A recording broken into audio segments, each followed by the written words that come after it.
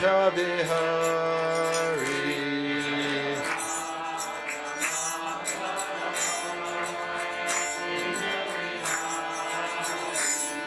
Jai Radha Madhava Kunja Bihari.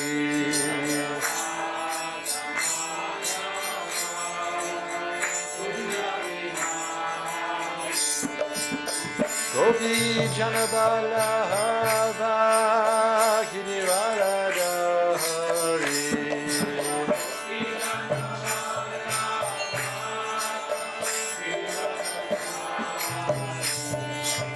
Gopi Janaballabha Girirajadhari.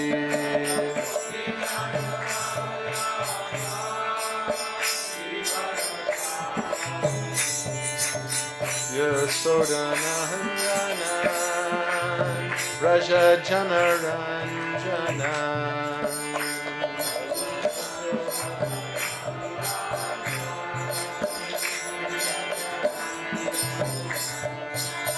Yasodanandanan Raja Janaranjanan.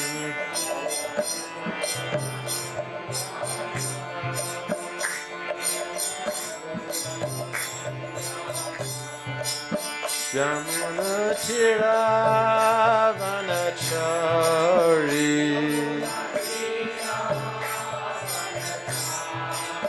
Yamuna Tiravanachari.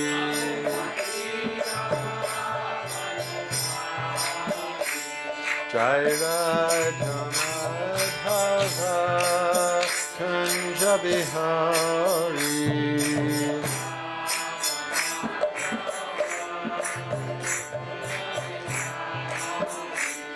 Jai Radha Madhava Kunja Bihari.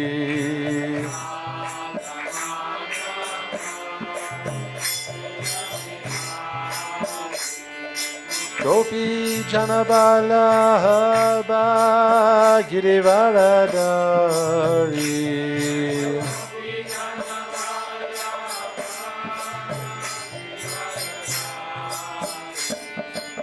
Yasodanandanan Braja Janaranjana.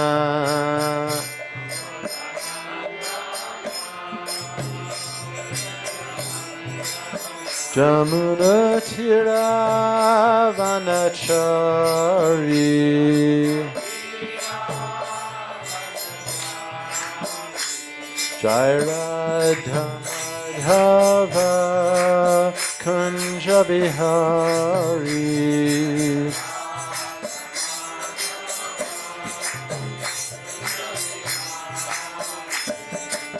Hare Krishna, Hare Krishna, Krishna Krishna, Hare Hare, Hare Rama, Hare Rama, Rama Rama, Hare Hare.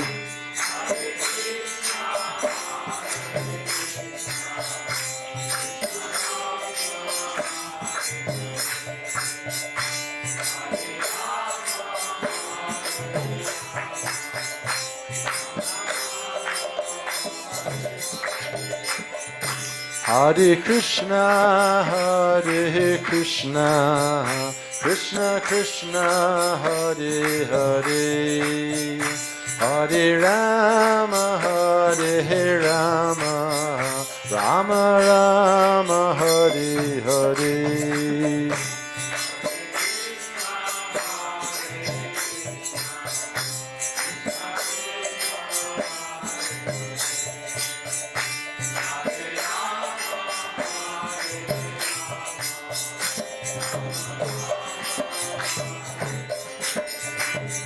Hare Krishna, Hare Krishna, Krishna Krishna, Hare Hare, Hare Rama, Hare Rama, Rama Rama, Hare Hare.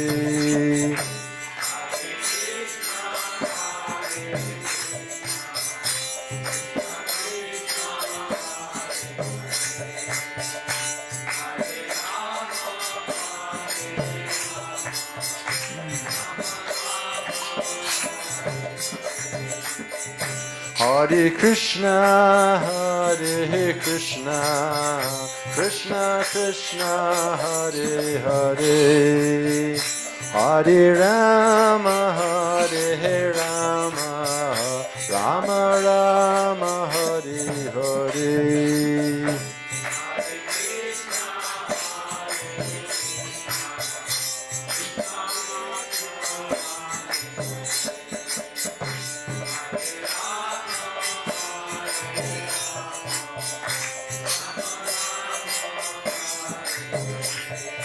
Hare Krishna, Krishna Krishna, Hare Hare, Hare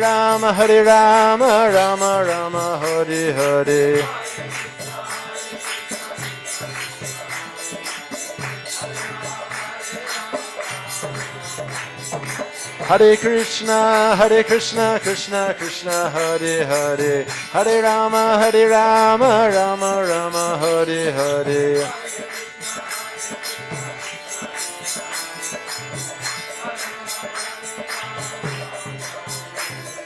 Hare Krishna, Krishna Krishna, Hare Hare, Hare Rama, Rama Rama, Hare Hare. Hare Krishna, Krishna Krishna, Hare Hare, Hare Rama, Rama Rama, Hare Hare.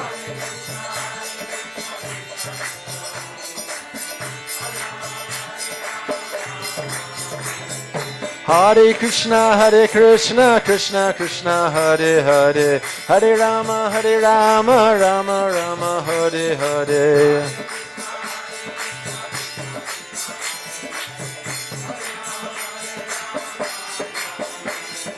Hare Krishna, Krishna Krishna, Hare Hare, Hare Rama, Rama Rama, Hare Hare.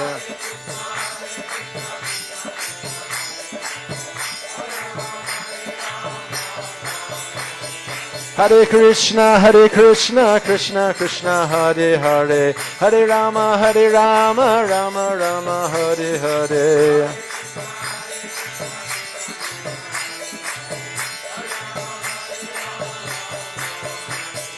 Hare Krishna, Krishna Krishna, Hare Hare, Hare Rama, Rama Rama, Hare Hare.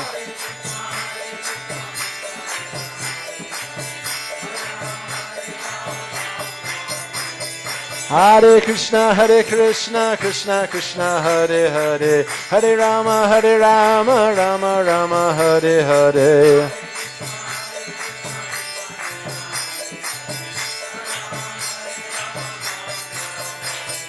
Hare Krishna, Krishna Krishna, Hare Hare, Hare Rama, Rama Rama, Hare Hare.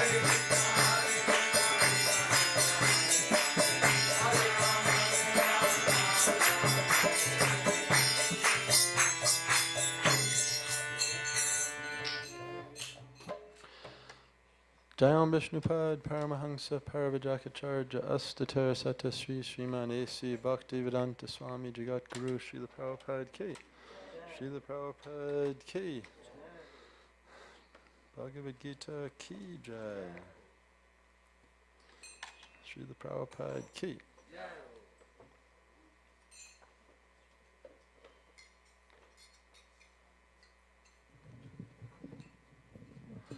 Hare Krishna.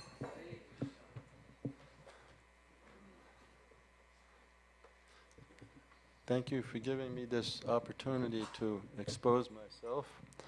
Srila Prabhupada has told us many times that you can't tell a fool till he opens his mouth, so I'll have my chance now. And the only reason I'm sitting in this seat here is because my back is really bad and it's very difficult to be on the floor.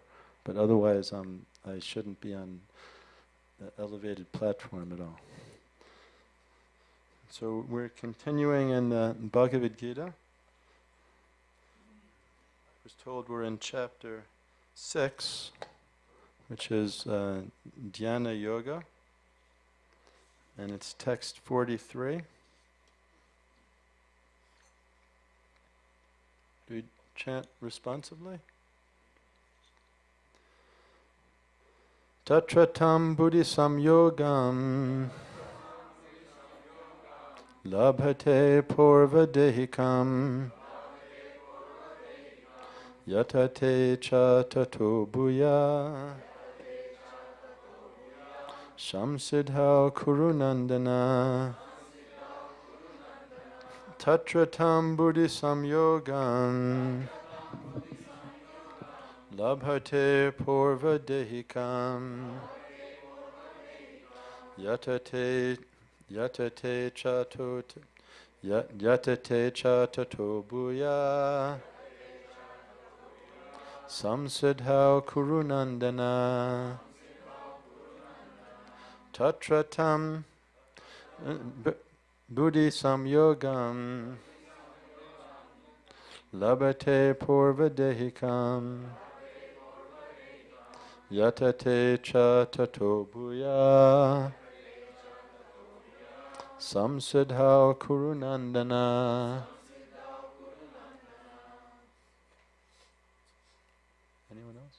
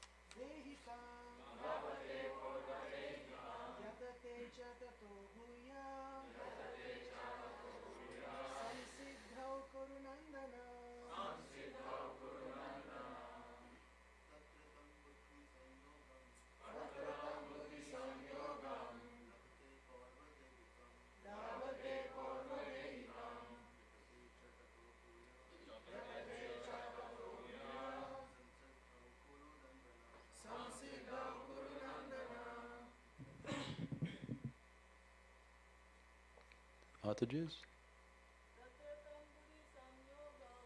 Tatratam Buddhi Samyoga Te Purva Dekam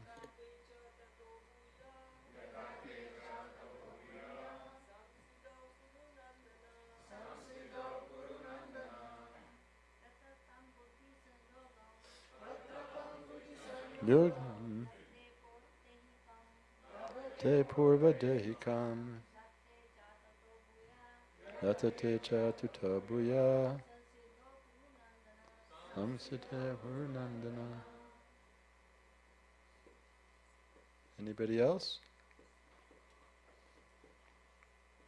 Tatra, thereupon, tam, that, buddhi samyogam, revival of consciousness, labhate, gains, purva dehikam, from the previous body, yatate, he endeavors, cha, also, tata, thereafter, bhuya, again, samsiddhau, for perfection, kurunandana, O son of Kuru.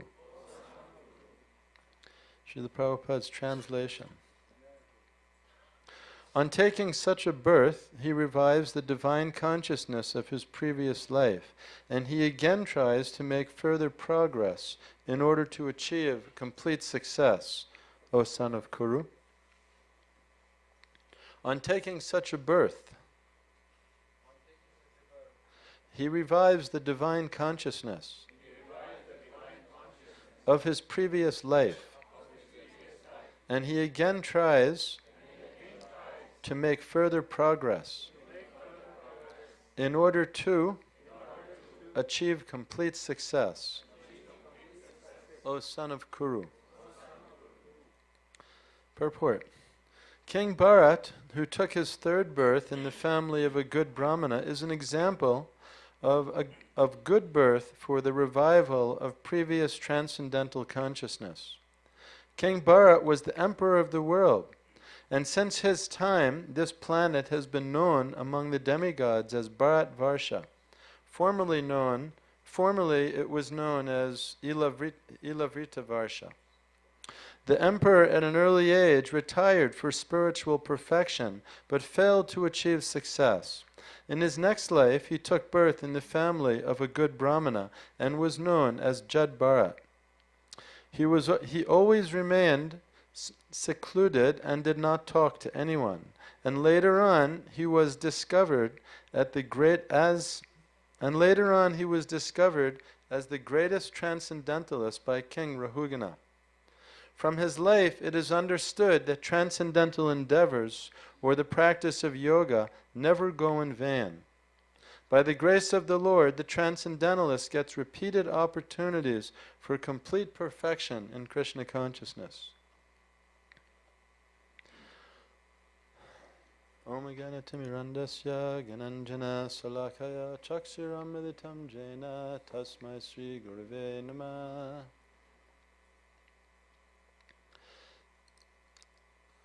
So in this chapter, chapter 6, Krishna is explaining the eightfold yoga system. How yoga system is ultimately meant to control the mind and to control the senses. The senses are under control. We control the mind. Then we can meditate on the absolute truth, the impersonal Brahman or the Paramatma, super soul. And as Krishna goes through this chapter describing that, it comes to a certain point. I believe it's text 33 and 34. Arjuna is hearing his description of how to practice yoga, what it takes. And then Arjuna, he talks to Krishna, he has some doubts. He begins to speak here. In text 33, Arjuna said, O Madhusudana, this system of yoga which you have summarized appears impractical and unendurable to me, for the mind is restless and unsteady. And then again in text 34, he says, for the mind is restless, turbulent, obstinate, and very strong, O Krishna, and to subdue it, I think, is more difficult than controlling the wind. So Arjuna is expressing his doubts. Krishna just explained this whole yoga system, how we can control the senses, control the mind, and sit in the right place, and what to focus on. And Arjuna is saying, how can I do that? That's way above me. He's expressing his doubts. Then after he expressed his doubts, Krishna tries to give him a little more. He says, the Supreme Lord said, O mighty armed son of Kunti, it is undoubtedly very difficult to curb the restless mind, but it is possible by suitable practice and detachment. And then next verse, for one whose mind is unbridled, self-realization is difficult work. But he whose mind is controlled and who strives by appropriate means is assured of success. That is my opinion. So I'm reading this just so we could see how Arjuna how we come to where we are in the Gita. Then in the next verse, Arjuna is thinking that practice of yoga, that's very difficult for anybody. What to speak of Arjuna? He was a warrior. He had determination. For those of you that have read the Mahabharata, Arjuna, he was incredible. His qualities, the qualities of all the Pandavas, they had far more resources, determination, good qualities than we can dream of having in this life.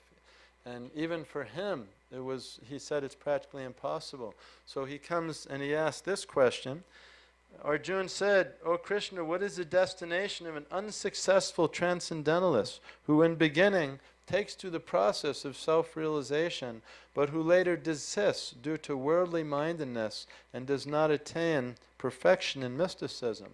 And then he goes on, does not such a man who is bewildered from the path of transcendence fall away from both spiritual and material success and perish like a riven cloud with no position in any sphere?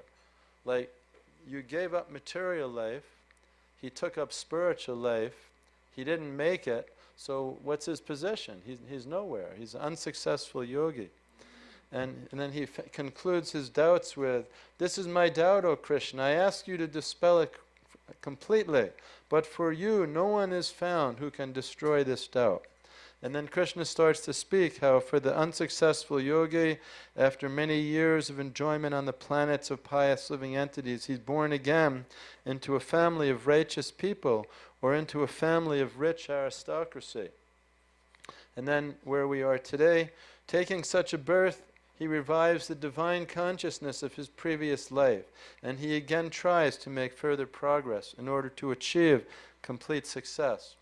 So we can hear with Arjun's doubts, if he thinks he couldn't do that, we should just start from the beginning and understand what is it that we can do. And for us, Prabhupada has given us a process. Prabhupada didn't invent the process. He didn't start it. He didn't begin something new. He simply delivered it. He delivered what he heard from the Parampara. He started ISKCON. He started in America. But he didn't create something new. He delivered to us a message that his spiritual master, Srila Bhaktisiddhanta Saraswati Thakur, asked him to deliver to the Western world. And the process of Krishna consciousness or Buddhi Yoga, Bhakti Yoga, which we practice, you don't have to turn everything off.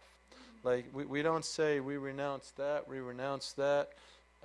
We say no, whatever it is, someone comes with money, we don't renounce it. We say, okay, I'll take it. I'll build a temple with it, or I'll distribute prasadam to 10,000 people, or I'll do a Rath Yatra with it. We don't renounce anything. And the Goswamis have taught us, Rupa Goswami, Yukta Vairagya Uchate. Real renunciation means engaging everything we have, our body, mind, words, and intelligence, whatever facility we have, we engage it in Krishna's service somehow. If we don't have a lot of money to build a new temple, we just have some nice words. So we meet someone on the street, oh my friend, you're a scholar and a gentleman, you're such a nice person. Now please try to understand, you're not that material body. When you look in the mirror, you see your beautiful body and you're combing your hair and making yourself so attractive, but this is not you. This is that you're covering. Just like a car. When you get in your car, drive down the road, does anyone think, when you go down the road, do you think, I Toyota or I Ford? No, how do you refer to your car? You say, my Ford. Like your body, does anyone say, I hand, or I head, or I ear hurts? No, you refer to your body parts with what? Possessiveness, my. Because you are not the ear or the leg or the head, we're the spirit soul. We refer to our body with possession. The body is just like your car. You have a car, it lasts for 200,000 or 300,000 kilometers or 500,000, and then it gets old and it can't function after a certain point. So you trade it in, and according to your karma or according to your credit, you get a new car. If you have good credit, maybe you get a BMW or you get a nice brand new car, and if the credit's not so good, you get maybe a newer model, Ford or Chevy, something more according to your karma credit. So this is how a devotee uses his words. Even if you have nothing else, you don't have any strength to come and mop the floor in a temple or to cook a big sabji for the Sunday feast. If all we have is our words, we can speak nicely. We can tell people about Krishna. Help them understand they're not the body. This is our philosophy, to engage everything we have in Krishna's service. Just like last night, we saw these two young bhaktas, two young devotees, and we try to encourage them in their life. They have a life. People in this world will get married. So we don't want to stop that. We don't want to say, no, take sannyas today. And we encourage them, okay, be married, have a child, give your child to Krishna. Help each other become Krishna conscious. You want to encourage them. This is the philosophy Prabhupada gave us. He never told anyone, just go to the forest. No, even Prabhupada has even said, in this day and age, all men, if you read the Shastra, at the age of 50, are supposed to give it up. go to the forest, leave the wife and family behind.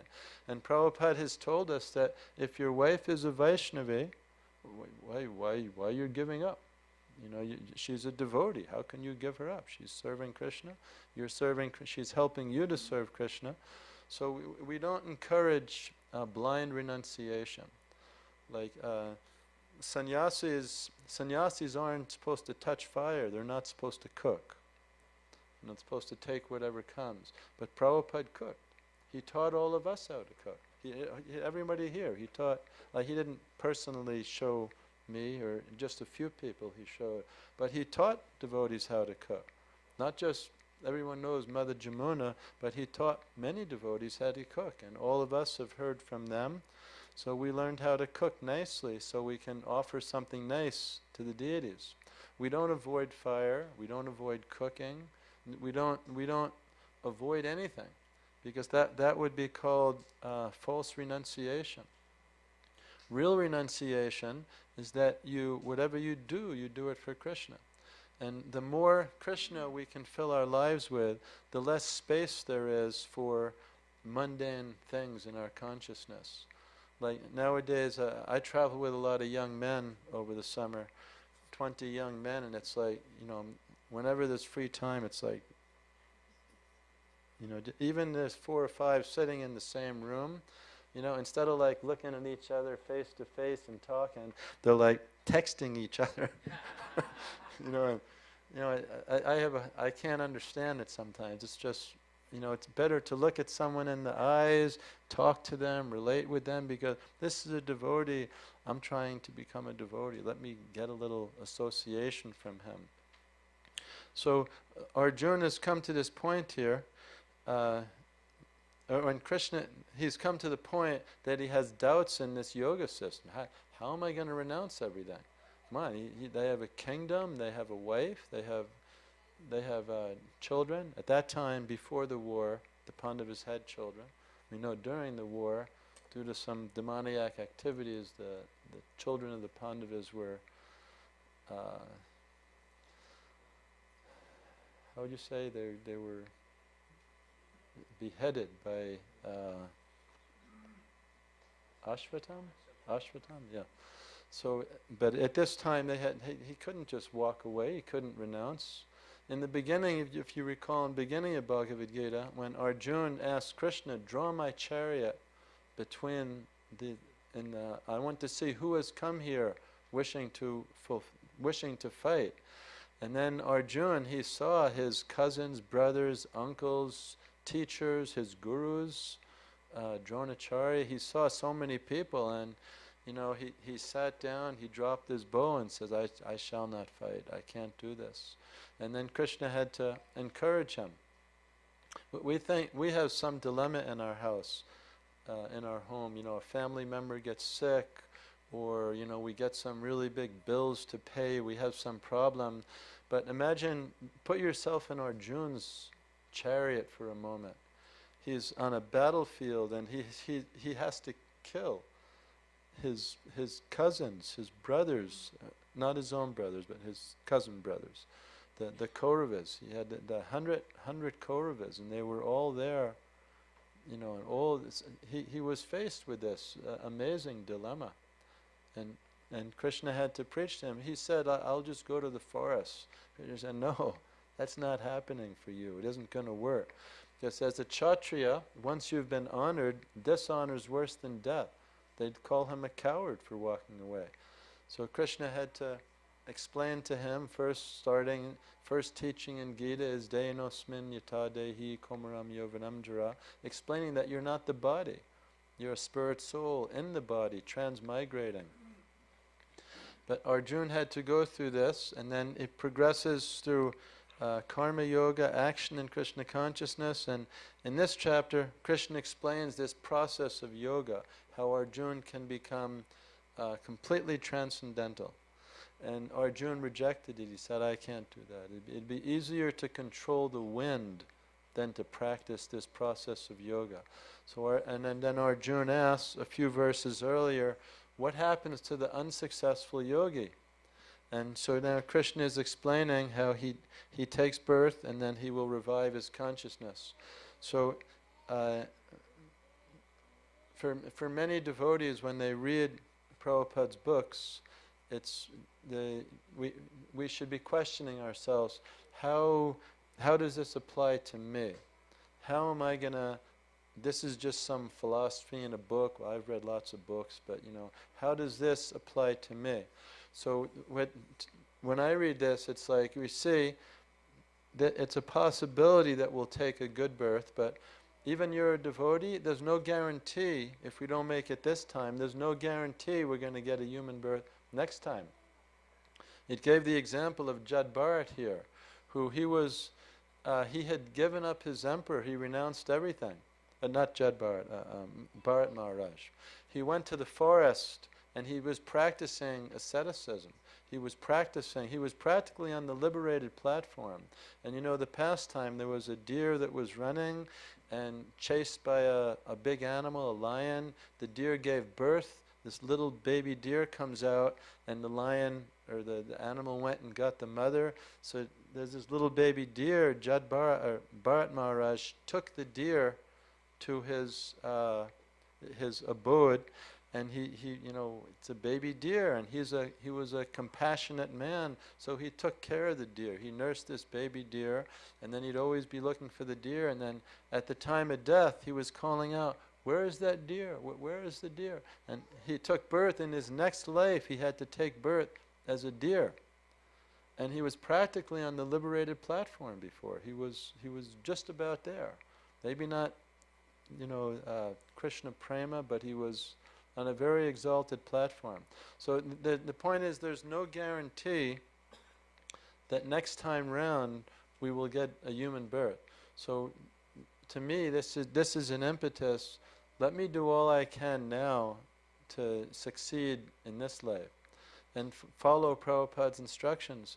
Some of you may recall in the Bhagavatam, the pastime of Gajendra and the crocodile, when they were fighting right on the shore, and the elephant, Gajendra is the elephant. He's much strong. The elephant is much stronger than the crocodile on the land, but in the water, the crocodile rules. He's much stronger. So he was pulling the elephant into the water, and the elephant, Gajendra, he's feeling his strength is getting depleted as he gets in the water. He can't do what the crocodile can do. So he picked up a lotus flower with his trunk, and he's chanting Brahma Samhita, Ishvara Parama Krishna, Chintamani Prakara Shad Mashu Kalpa Briksha, and this was an elephant. And Prabhupada points out how in a previous life Gajendra had learned these mantras. And he says in the purports there that devotees, Vaishnavas, we should study these mantras in this life. We should learn the prayers of Brahma Samhita, Sri Upanishad, especially the Hare Krishna mantra and the standard mantras. But we should learn these things and sing them daily, because next life, if we have to take birth here again, these mantras will stay with us. Your bank account, that's not going to stay with you. Your wardrobe, your 100 pairs of beautiful shoes, whatever it is you have, your clothing, your jewelry, we're going to have to leave it all behind. But your consciousness, we can take that with us. So we should try to fill our consciousness. We all have everyone's got their phone and computer. We all have an amazing hard drive here. At least I've been told that. My own doesn't seem to work very well, but I've been told that these things are really good if we just have to put the right thing inside. But if we listen to too much mundane television or too much Facebook and all the other, of course Facebook, there's a lot of very good things out there. There's devotees that are preaching. But if we get too much nonsense going in here, it's going to fill it up, and you can only take so much. So if you fill it up with Krishna Katha, then there's going to be less room for everything else. So by practicing in this life, Prabhupada gave us this process of self-realization. Self-realization doesn't mean acting like we're up in the clouds. It means taking a good look in the mirror, taking personal inventory, Am I still filled? I'm chanting Hare Krishna, but am I still filled with material desires? Or am I beginning to understand that actually I'm not this body, I'm an eternal spirit soul? Because, academically we all understand the philosophy. We know we're not these bodies, we're eternal spirit souls, but how am I actually living my day-to-day life? I can think like that, I could talk like that, but when I'm alone, when I have opportunity for sense gratification or to serve Krishna, where does my mind go? Is it still pulling me? Well, I can get some sense gratification and no one's going to know about it. No, let me go back. How is my mind leading me? Because these minds, as it says right here earlier in this chapter, the mind can be our best friend or our worst enemy. If our mind leads us toward Krishna and helps us to understand and implement this philosophy we're studying, then the mind becomes our best friend. But if our mind begins to, justify all the sense gratification we want, well, that's really not so bad. And, Prabhupada wasn't a fanatic. We shouldn't be fanatics about these things. A little sense gratification won't hurt. But we understand our philosophy, as Prabhupada spoke about, when you have a fire, if you put a little ghee on it, the fire is not going to go out. Sense gratification is like ghee on a fire. All of us like sense gratification. Like last night the feast was amazing, and I'm sure every time there's a feast here, you all enjoy like anything, because there's so many good cooks here at this temple. So that's transcendental sense gratification. That's bona fide. When you come, some people, they have to go to a nightclub, or they go to some club, they pay money, and they drink all kinds of alcohol to loosen up so they can get up and dance. But here at the temple, devotees come at 4:30 in the morning, or at least they come on Sundays, and nobody's drinking anything, but they're jumping up and down, they're singing and dancing. So devotees, we don't need any extra stimulus to loosen up and be happy. There's a kirtan, devotees come from all over, especially there's going to be a feast. Devotees come, they come out of the woodwork. When there's a good feast, people just show up.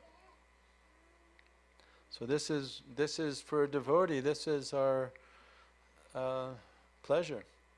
And it's a great pleasure too when you see, like we go to a lot of festivals and we're always distributing Prabhupada's books, and I've met people like in San Francisco, they get lots of guests there at the festival. There's 4,000 or 5,000 people, maybe 8,000 people that come. And sometimes, you go to talk to people in an exhibit, and you say, yeah, this exhibit, I came 10 years ago and read this and got one of the books, and I've been a vegetarian ever since. I just, whenever I come, I bring my friends to read this exhibit. And to us, it's just like, I've been looking at the same exhibit for 30 years, But so for us, sometimes we take it for granted. Especially I know a lot of second generation younger devotees. They were born in a family of devotees. Sometimes they take it for granted. Oh yeah, my mata and pitta are vegetarian. Yeah, what's the big deal? But there's people out there in this world, all over. I'm sure you know some, that their whole life is based on intoxication, gambling, illicit connection with the opposite gender, eating meat. The 4 pillars of sinful life, that's the 4 pillars of their life. They don't know anything else. So they don't know anything else. That's what they do. So as devotees, we want to give them Prabhupada's books. That's why when we do these festivals, the exhibits are kind of, they're marketing tools for Prabhupada's books. They read a little bit, and then, hey, you have any more information on this? Oh yeah, it's in this Bhagavad Gita, or Higher Taste, or Vegetarianism. We want to give that. And when you see a person like that, who he gave up material life, or he became a vegetarian. That's not that that's a prerequisite, but it's a big step. You become a vegetarian because if you're eating meat, how can you begin to think that all these are my brothers animals, trees, plants, insects. They're all my brothers and sisters, and we have a common father. If you're eating meat, it's hard to begin to think like that. But when you meet somebody that gave that up, that's a big source of happiness for a devotee. Like, imagine how Prabhupada felt. He came to this country. They were all meat eaters, intoxicators, and within a few months he had 20, 30 people that had become vegetarian. They'd given up. That's what gives a devotee inspiration to continue preaching. When you see people making progress amongst the devotee community, sometimes we could become a little lax. Well, these are all my friends. They're all devotees. They're vegetarian. And we could take it for granted a little bit. Even though these people, everyone in this room here, they're not ordinary people. You're all transcendentalists. Otherwise, you wouldn't be here. I mean, you could be out partying, going to movies, and trying to enjoy the things of this world, but instead you come to see Radha Madhav and to hear a little philosophy. So this is our process: Shravanam, Kirtanam, Vishnu Smaranam, and of all of them, Shravanam, Kirtanam is most important. That's our foundation. Without a good foundation, it's hard to catch on to the other areas of devotional service if we're not hearing and chanting. Those are the first things. So I pray I didn't offend anybody or speak out of line. If anyone has any corrections, comments, criticisms, or questions, I'll...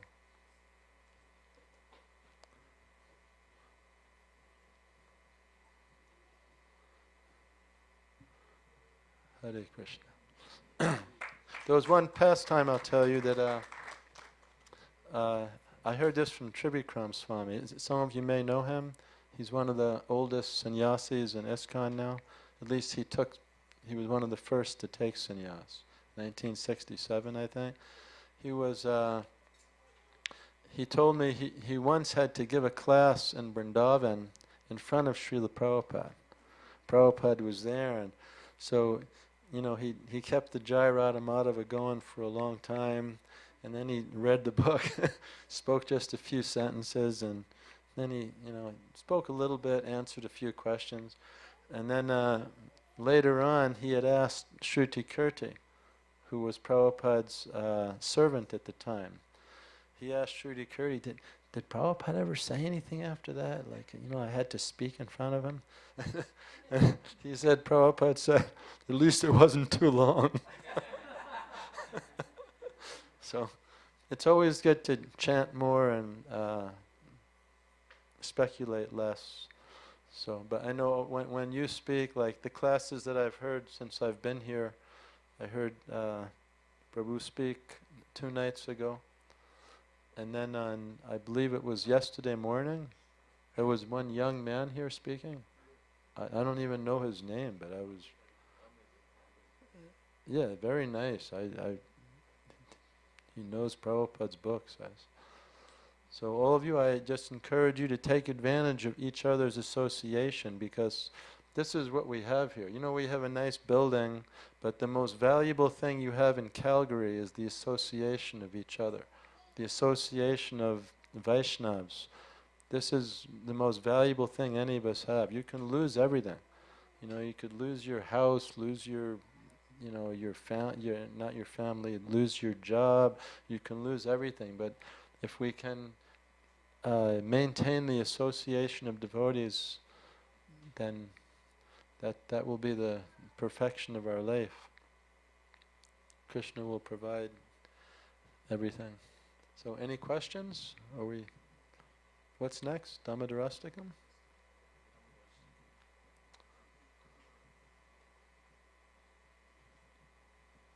No corrections, or? It's okay, don't be shy. I can be corrected. Hare Krishna. Srila Prabhupada ki jai.